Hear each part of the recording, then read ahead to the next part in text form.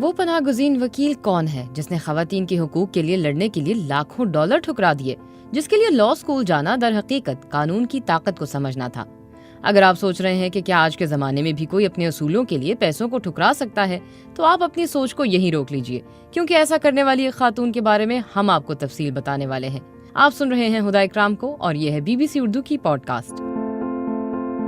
سالانہ $2 لاکھ، یہ وہ تنخواہ ہے جو ایک بڑی لاء فرم کی جانب سے ریز گارڈی کو پیش کی گئی، اور انہوں نے اسے ٹھکرا دیا اس لیے کہ انہیں ایک ناانصافی کے لیے لڑنا تھا۔ BBC سے بات کرتے ہوئے ریز گارڈی کہتی ہیں کہ بہت سارے پیسوں اور بڑی بڑی نوکریوں کے سمندر میں انہیں اپنے آپ کو بار بار یہ احساس دلانا پڑتا تھا کہ ان کی زندگی کا مقصد ایک پرآسائش زندگی سے کچھ زیادہ ہے۔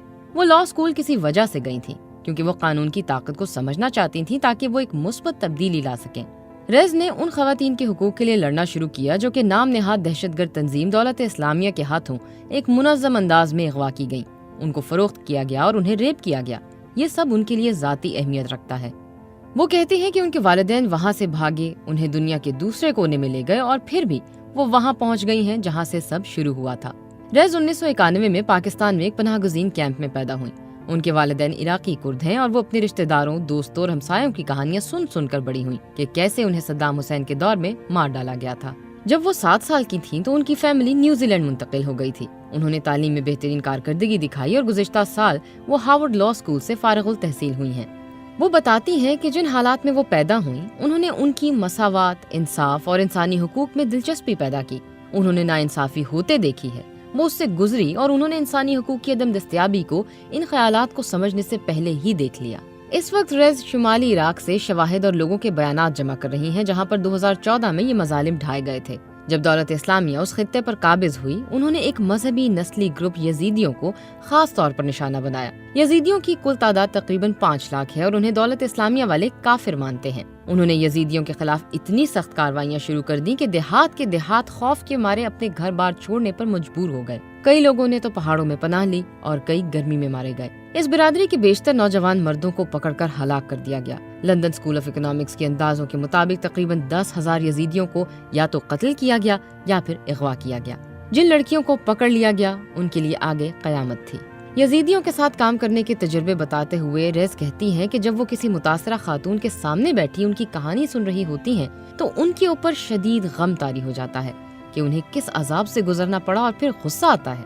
دولت اسلامیہ کے وحشیانہ برتاؤ نے ریز کو جھنجھوڑ کر رکھ دیا ہے۔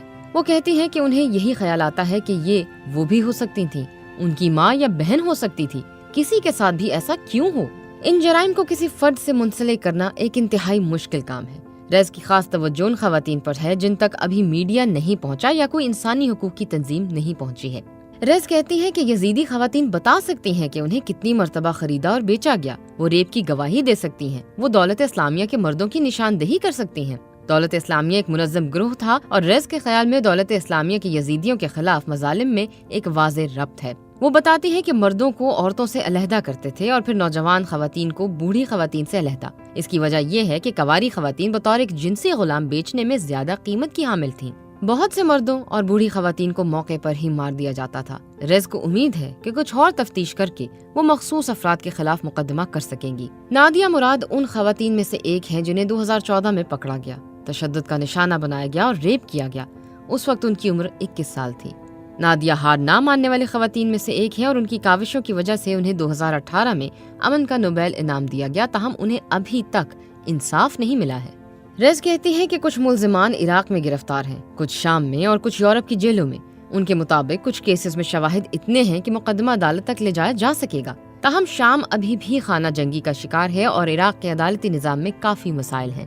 امریکہ میں قائم غیر سرکاری تنظیم گلوبل جسٹس سینٹر کے مطابق یہ نظام اس طرف کے صنفی امتیاز کی وجہ سے کیے جانے والے جرائم سے نمٹنے کے قابل ہی نہیں ہے۔ ریز صدام حسین کے ہاتھوں اپنے خاندان کو نشانہ بنائے جانے کے باوجود پر امید ہے۔ وہ بتاتی ہیں کہ ان کی نانی اور ان کی ماں کی 2 چھوٹی بہنیں ایک کیمیائی حملے میں ہلاک ہو گئی تھیں۔ ان کے نانا معذور ہو گئے تھے۔ ان کی ماں 10 سال کی عمر میں اپنے خاندان کی سربراہ بن گئی تھیں۔